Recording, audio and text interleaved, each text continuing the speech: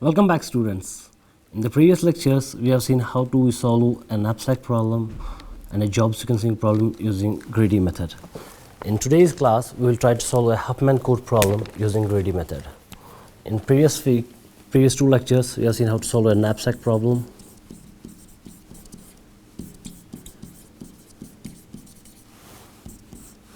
and a job sequencing problem.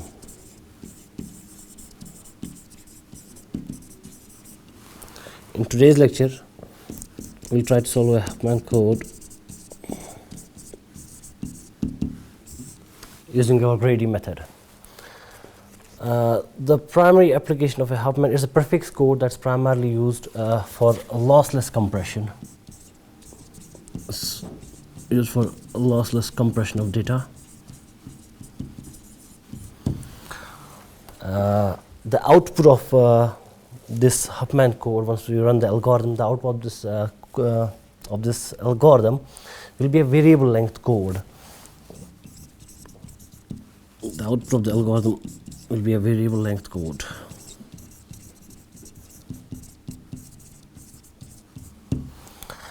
Let's first try to the normal conventions of storing these files is by using ASCII values of these files. These are 8-bit values. Say, for example, if you have a capital A, the ASCII representation of a capital A is a 65 decimal. And if I take the binary of this, it will be 2, 3, 4, 5, 6, 1, 0. This is a binary representation of the capital A. So essentially, what I'm doing over here in using these ASCII codes, that I'm making use of 8 bits to represent a single character. So if there's a message of 10 characters, then essentially I'll be using somewhere around 80 bits. This is too much of an information, or too much use of bits. If I could somehow reduce the number of bits that are being used, if I could somehow bring this down, if I somehow could optimize without losing any data, without losing any information, then that essentially will be a compression which is lossless. That will be a lossless compression. Let's take an example and see how we can do it. We'll take an arbitrary example to understand the lossless compression. Then we will apply the Huffman code and see the optimization or the minimization of these number of bits that are being used using Huffman code. Let's assume these are different characters that are there in my text or in my message. So I'm using character A, character B, character C, character D, character E, and character F. What we just saw is that the ASCII basically makes use of 8 bits to represent these characters. Let's take an assumption, or let's take an example wherein I'll be only representing these by 3 bits. So if I say 0, 0, and 0 to represent my A, and 0, 0, 0, 1 to represent my B, 0, 1, 0 for C. Likewise, I'm making use of actually 3 bits and 1, 0, 1. So these are the binary codes that I'm using for these. See, these are different characters that are there in my message. So these are the different characters, and what I mean by frequency is that how many times each of these characters appear in the message. Say, for example, let's take an example that my message is A, C, F, A, B, D, E, A, E, B. Take an assumption. This is an example. Now, in my example, if I see the frequency, so my A has 3 occurrences: occurrence number 1, occurrence number 2, occurrence number 3. My B has 2 occurrences. My E has 2 occurrences. So this is what I meant by frequency. So if I have to figure out the frequency of this, so A has a frequency of 3, E has a frequency of 2. Likewise, A has a frequency of 5. That essentially means that in the message, in the text, A appears 5 times. B has a frequency of 9, C has a frequency of 12, D has a frequency of 13, E has a frequency of 16, and F has a frequency of 45. These values mean actually nothing. They're not hardcore values. You can substitute any values in these places. They are just that how many times does an A or a B or a C or a D figure in my text. So this is a frequency. Now let's compute the number of bits that I need to represent this message, total bits that I need. So if A has a frequency of 5, that tells me that A actually has 5 occurrences in the text, and every single occurrence requires 3 bits for its representation. So we will be having a total of 15 bits to represent A. Let me say it again. A occurs 5 times in the text, in the message that needs to be compressed, and every single occurrence of this A requires 3 bits for the representation. So 5 times 3 bits each time is what I mean by this 15 bits. Likewise, for B, 9 occurrences of B, 3 bits for each occurrence gives me a total of 27 bits for B. 36 in this case. In this case, it is 13 and 3, that's 39. In this case, 16 and 3, that's a 48. And 45 into 3, that's 135. So total, I'll be requiring 300 bits.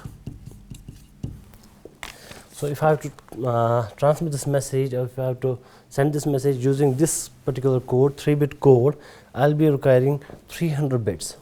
Let's do the same example. Let's try the same example using Huffman coding and see how Huffman coding can basically optimize or reduce the number of bits that are required in this case. Before we take the example, you may want to write down these frequencies, because I will be using the same example in Huffman coding. Let's try to figure out the different steps involved in the Huffman algorithm. 2 major parts.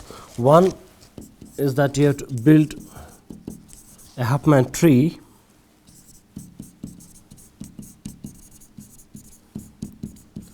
This tree will be building basically using our input characters. The input that we'll be getting, that we'll be having, that input I'll be using to create this tree.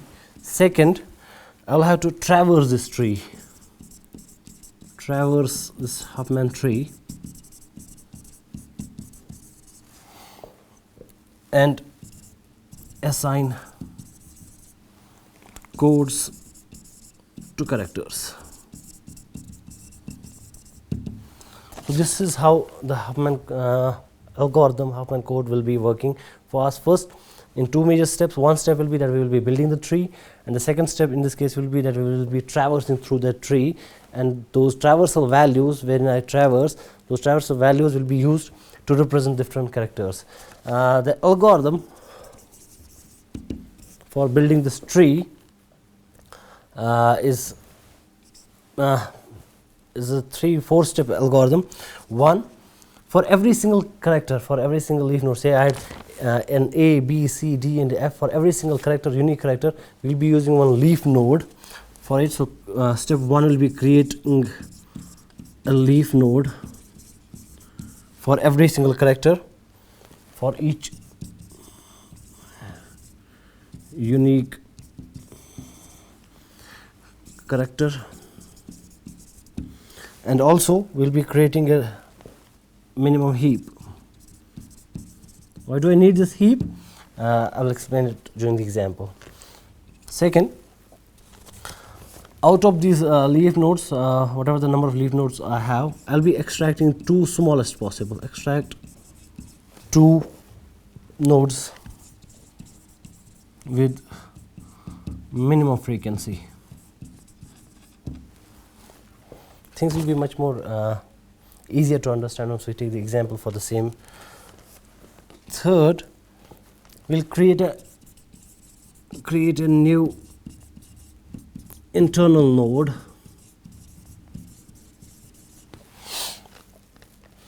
and the sum of and the value or weight of that will be equal to sum of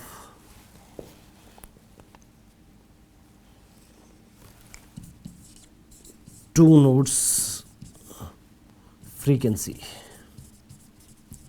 So in step 3, what we are trying to do is that we are trying to create a new internal node, not a leaf node, but an internal node, and the weight of that internal node or the frequency of that internal node will be the sum of the 2 that we have already extracted. And we'll be repeating step 2 and 3 until heap contains only one node. That's where we stop. This will be our root node. Let me take you through this algorithm again. So what we are doing that in this is a 4-step algorithm. In this 4-step algorithm, every single instance of the character, every character that we have will be represented by a single node, a leaf node.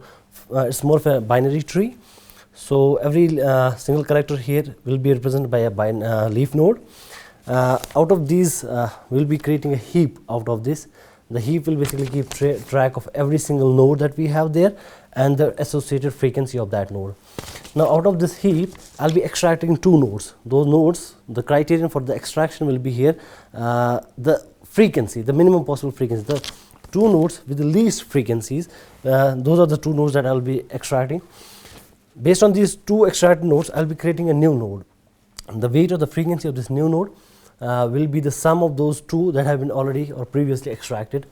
I'll repeat this exercise, I'll repeat this process of step 2 and step 3 till I'm left with a single node in my heap, and that last node will be the root node. Let's try the same example that we tried earlier and try to solve it this time using Huffman code. Remember, in the previous example, we were in need of 300 bits. 300 bits were required. Let's try that using Huffman code and see if we can reduce this number of bits. So let this be my heap. A had 5 occurrences, my B had 9 occurrences, my C had 12 occurrences, D had 13,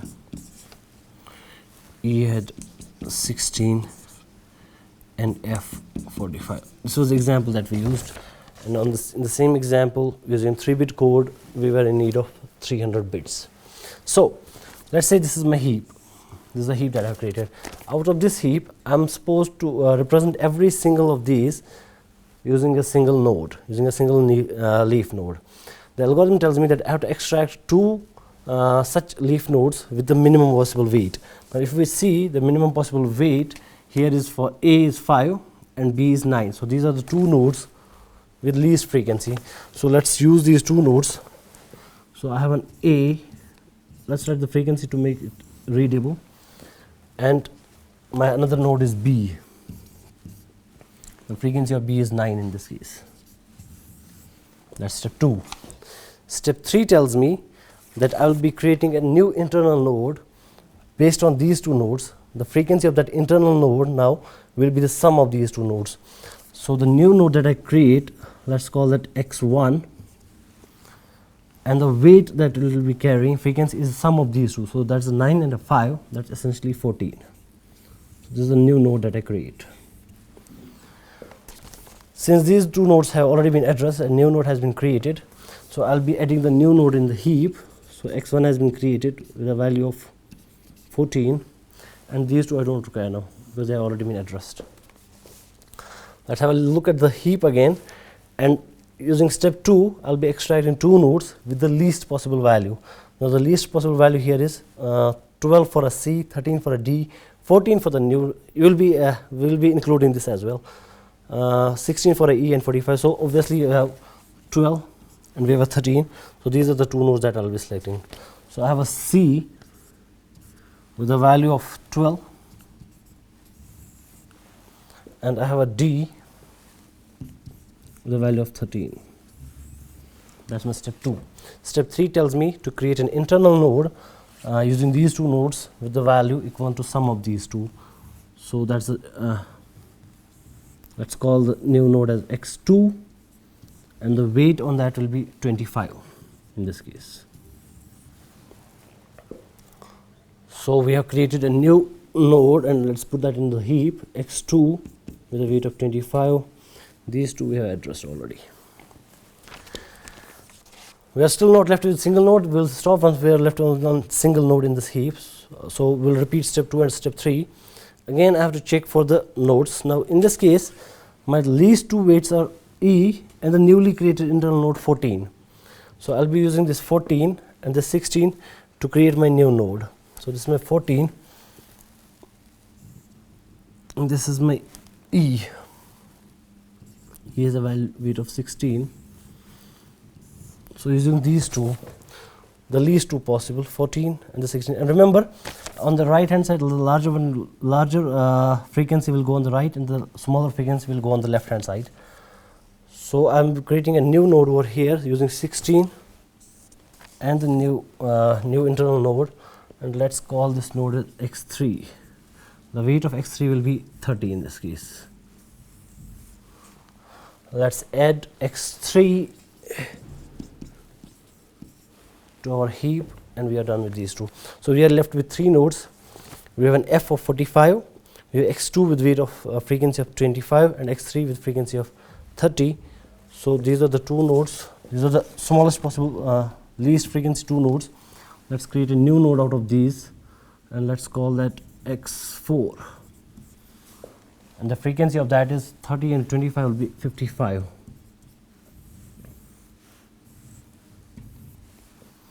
So we have addressed these two entirely new nodes, but we have created one more node, that's x4 with a value of 55.